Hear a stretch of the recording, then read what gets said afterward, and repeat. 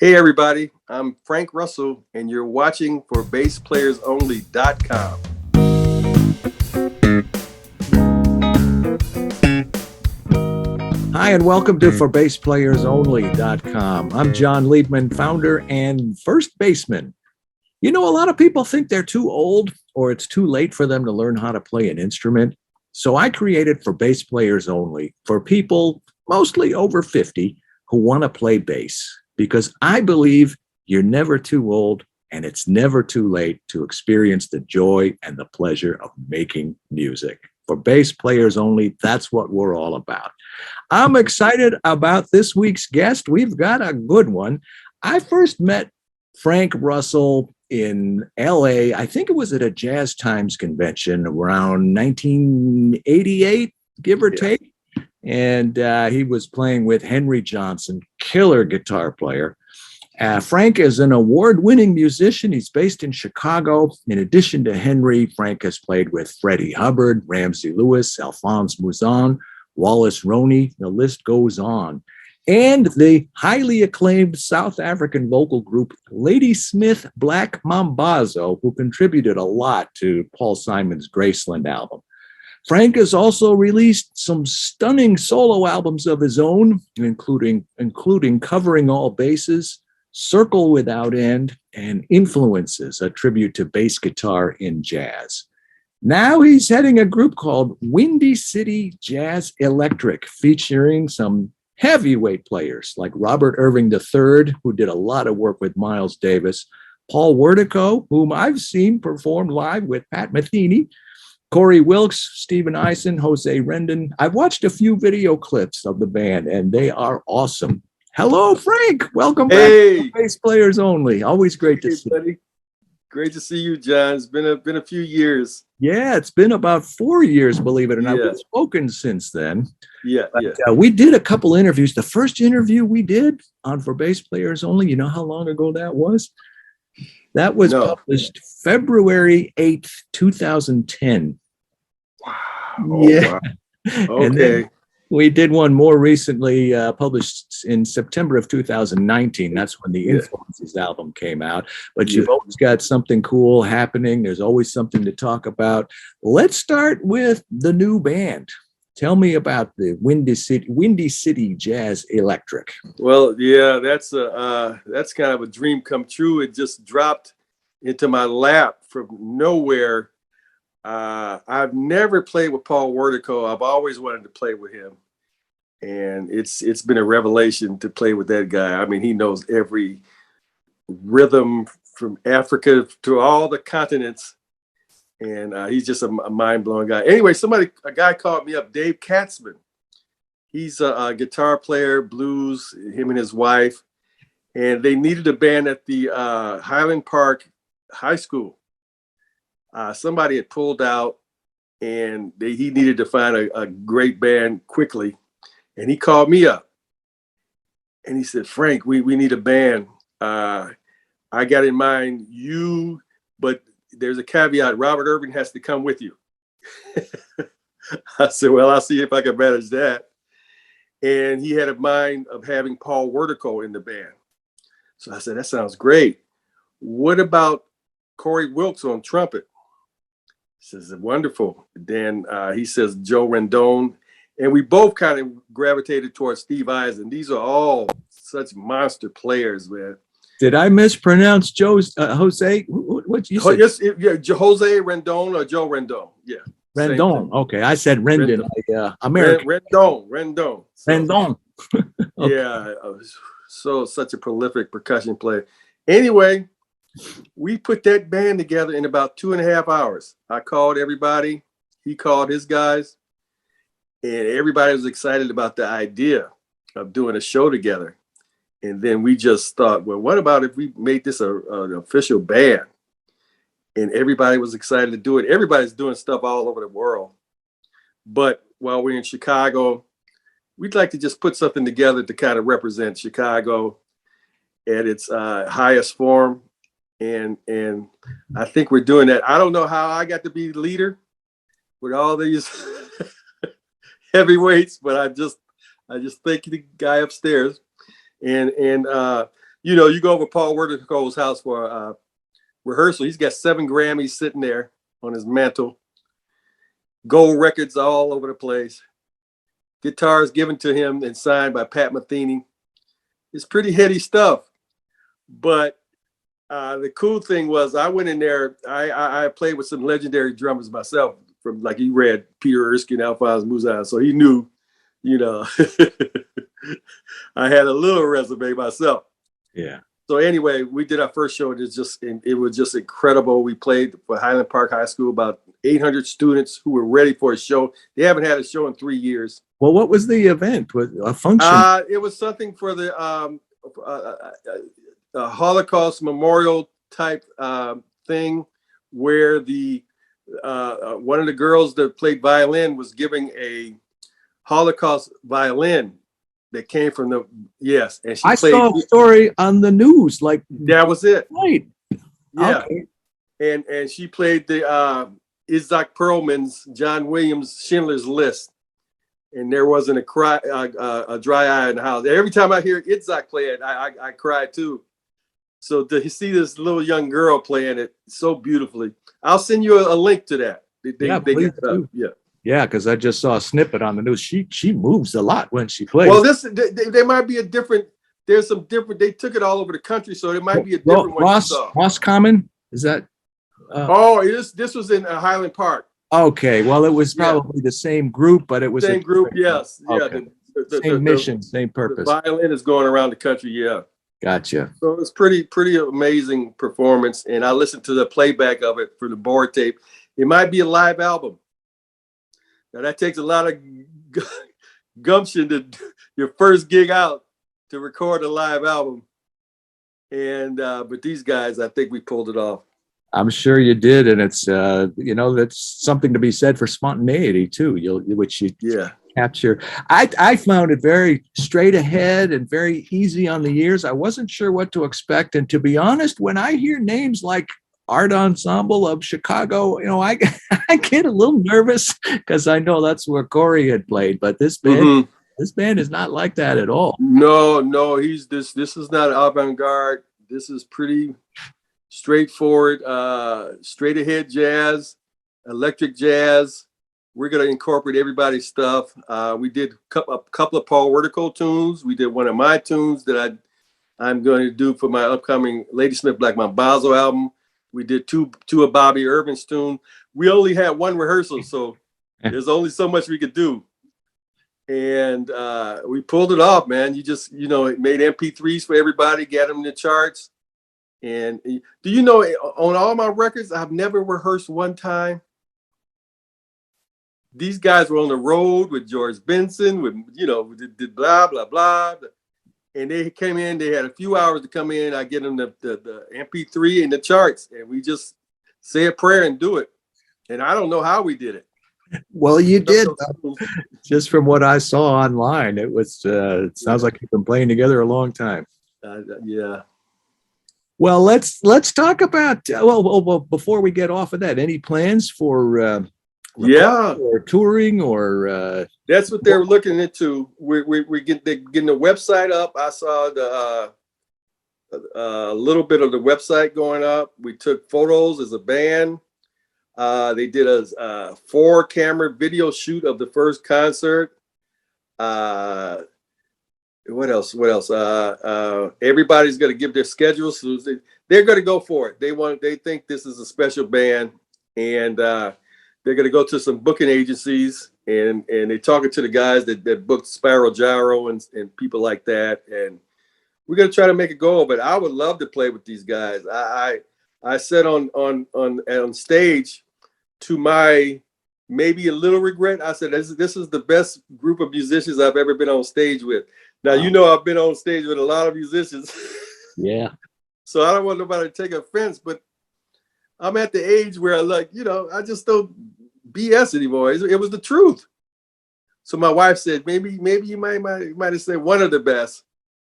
I said, but that's my truth, Oh, that's great. I can't wait to see what you guys are going to do after you've been together and the whole thing takes off. I know it's going to be Okay, let's talk about Ladysmith Black Mambazo. I know that is a very special group to you because you've got some real history there a long time ago, and then again more recently. And Yeah. what is his name? Joseph Shabalala. Shabalala. Yes, Joseph Shabalala.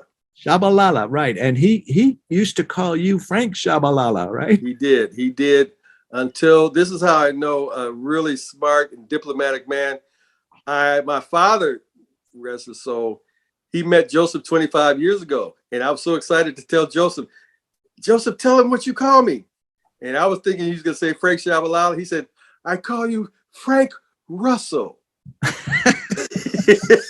Everybody calls me Frank Russell. That's not but he was giving proper homage to my dad and not take, he was just being so diplomatic.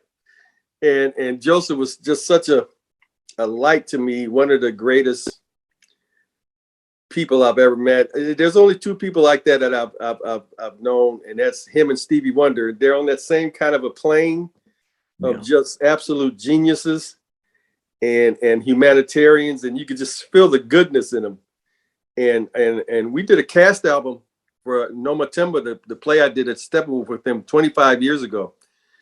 And I called Joseph in a corner once, and I just said, Joseph, I never thought I would be playing with you guys. I saw you on the Paul Simon Graceland tour only 9 years ago. Now I'm traveling the country with you. And he said, Frank, you have come home. Yep. So I'm naming the album You Have Come Home, a tribute to Ladysmith Black Mambazo. Beautiful. Where does it stand? How far along are you? We got about 4 songs, 5. I had the idea right before COVID hit. I was doing a play with them, and at the Steppenwolf Theater, and we thank God we got the play done, and they loved the Influences album I did so much for in tribute to bass players. I said, what about if I did a tribute to you guys? And they said, we think it's a wonderful idea. I said, now what do you think about you guys singing on it? Another wonderful idea. So what I did, I'm going to send you a couple of things. What I did was take one of their tunes, it's mostly a cappella them. Yeah. And I put the music around it. Me and my producer, Vijay Teles-Nayak, Jeremiah Collier, who plays drums for Stanley Clark, and his keyboard player, Stampley. And I just think it's some of the best stuff I've ever done. I played it for them. They were here a couple of months ago at the Old Town School of Folk Music, and I opened up playing solo bass with. And I played Amazing Grace. They got their famous Amazing Grace version. And I played about a minute of theirs. Then I played my solo bass. And it was just very emotional. It was the first time I cried at playing that song, in tribute to Joseph. But just hearing their voices right before I played it, it was pretty emotional. Wow. Something else you told me about the special relationship you had with him. You said that the folks always told you that you should go to South Africa. And in the first interview we did, you said, and these are your words, one day I will. So what's up with that? You know what?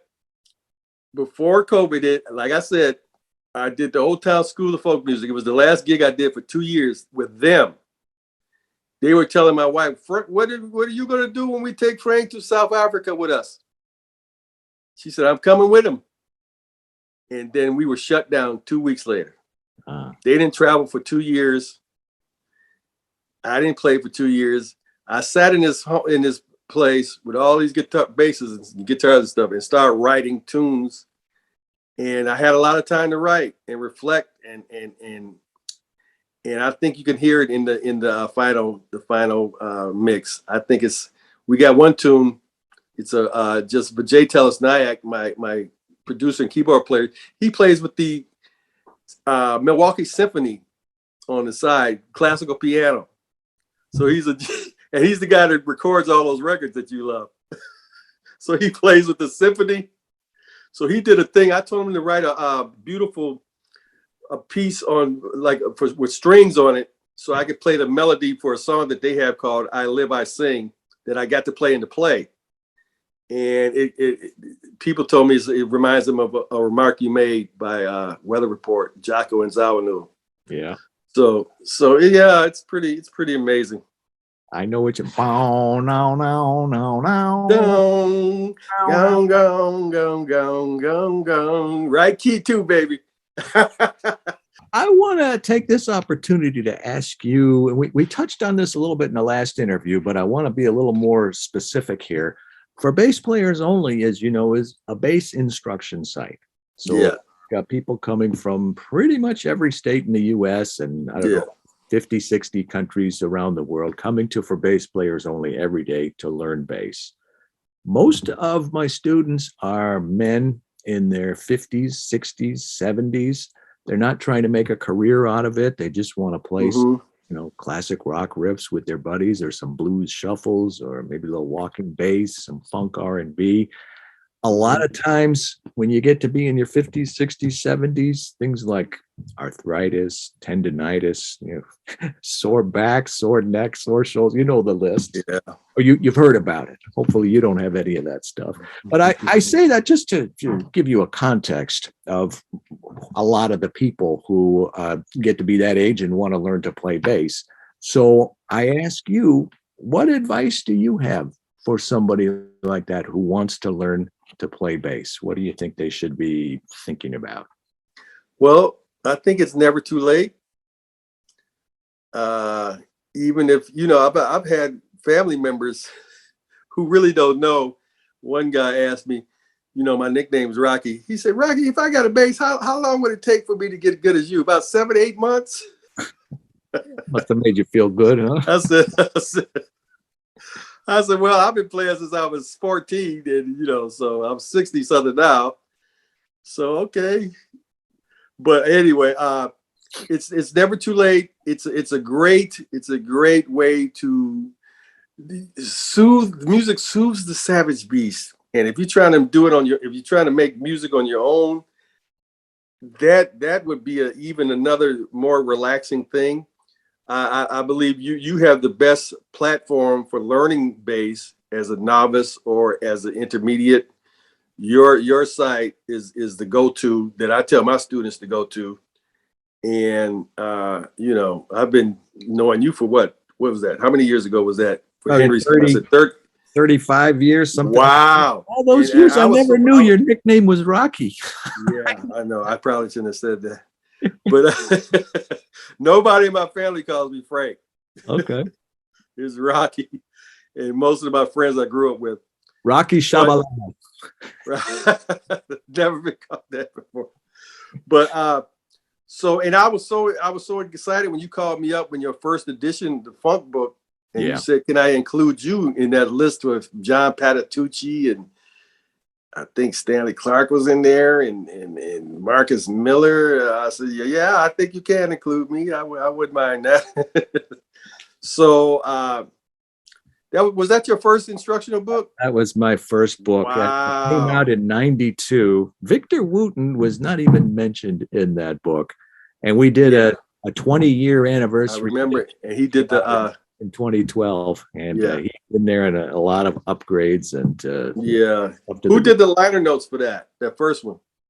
John Patitucci wrote the yeah, that's what I thought.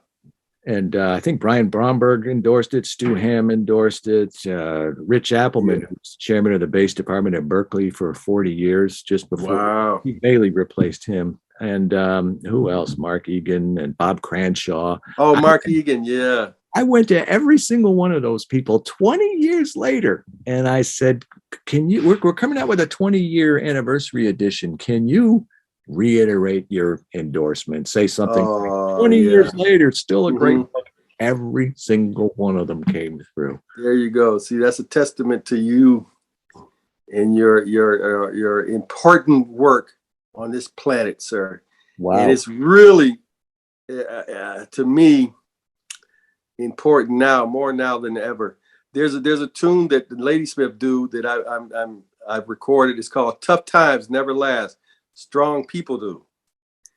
And I put the music around it, and it's such an uplifting song. I played it at the first concert with the Windy City Jazz Electric, and we got a rousing ovation and I had the people chanting. You know, we want to be affirmative and make people very positive about, because everybody's been through heck for the last few years, and we're coming out of it. And you know, you got to grab that joy again, and I'm doing it, and I'm just very thankful for all the stuff that's going on right now.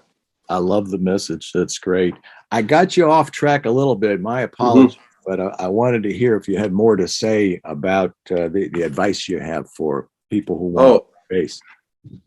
Well, start off with you know, you can buy basses online now very cheaply with an amplifier. The cool thing now is I wish I had somebody like you when I was learning. So you actually show people how to play the stuff or sound or write it out. And I was learning that stuff with the needle. Back. Me too. I didn't have much formal training. You know, I had guitar lessons when I was 7 years old.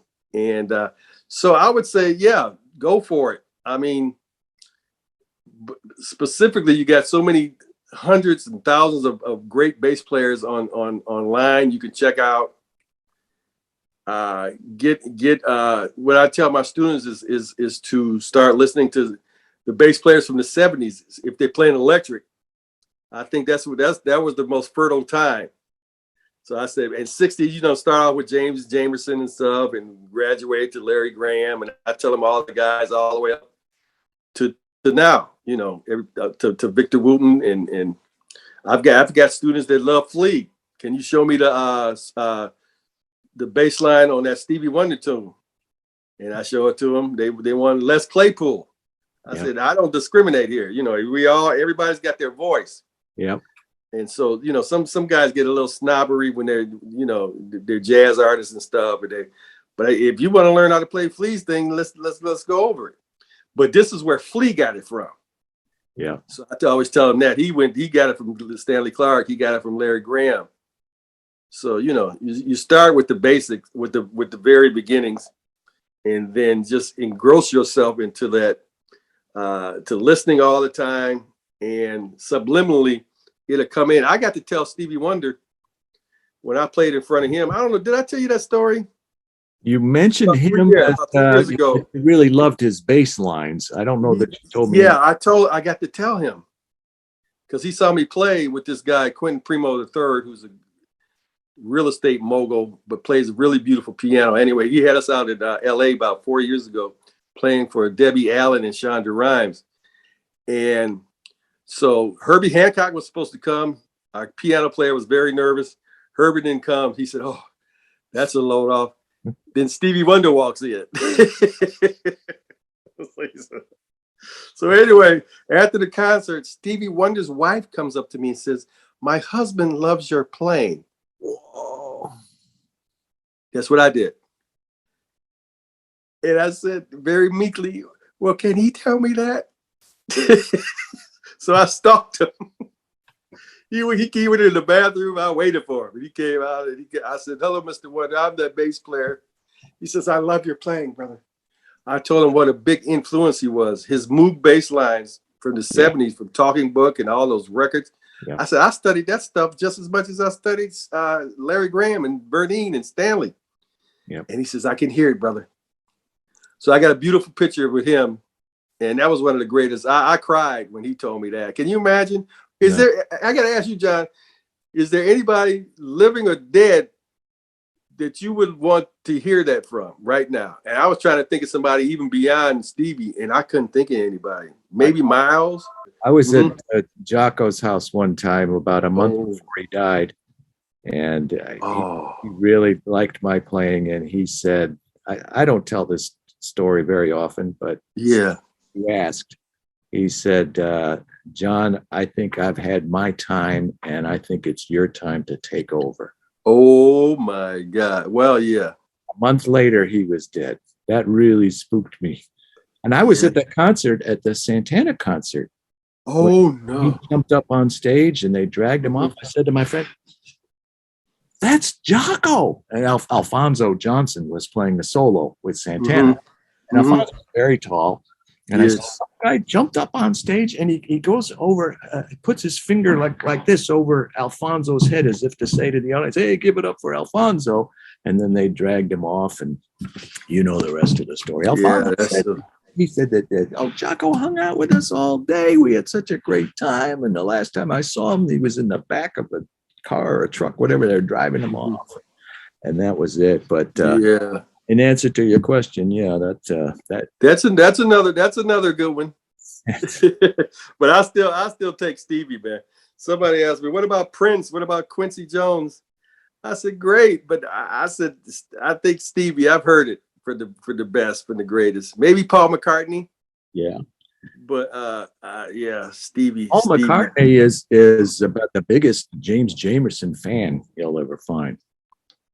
Yeah, who told me that? Stevie Wonder's bass player, Nate Watts. Wow. They were doing the Queen's Jubilee or something. So Paul played and Stevie played. So Nathan got to hang out with Paul and everybody. He said, they're from Detroit. Oh, James Jamerson, the best. Yeah, wow. That's and I was told another secret to playing with Stevie is, as a bass player, what do I need to know? He says, be able to play giant steps in all 12 keys.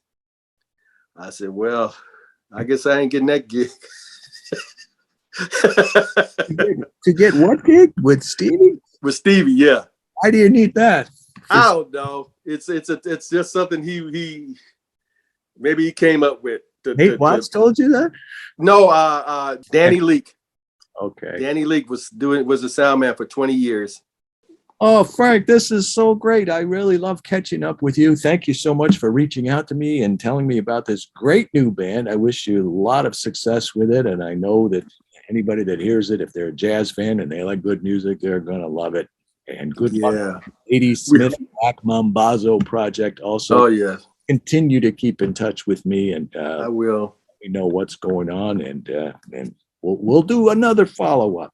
Yeah, I appreciate you, John. I appreciate your advocacy for bass. You are our who could I say? Someone great in history. You're our Alexander. Who's a great? You might have to cut this. I'm not going to put words in your mouth. Okay. You're just a great. You're our General Patton without the mean stuff. That's not a good word either, huh? Nobody's ever said that to me before. Anyway, you're just like George C. Scott. The sentiment is there. Thank you so much. I appreciate your kind words, and I appreciate all that you do, and I really value and treasure your friendship all these years. May it continue for many years to come. Thank you. I appreciate it. Thank you. You're watching ForBassPlayersOnly.com. I'm John Liebman, founder and first baseman, and a couple other nicknames I picked up in the last half hour. Thanks to our special guest, Frank Russell. A lot of people think they're too old or it's too late for them to learn how to play an instrument. So I created ForBassPlayersOnly.com for people mostly over 50 who want to learn bass, because I believe you're never too old and it's never too late to experience the joy and the pleasure of making music. ForBassPlayersOnly.com, that's what we're all about. I will see all of you again next week, same time, same place. In the meantime, let's play bass.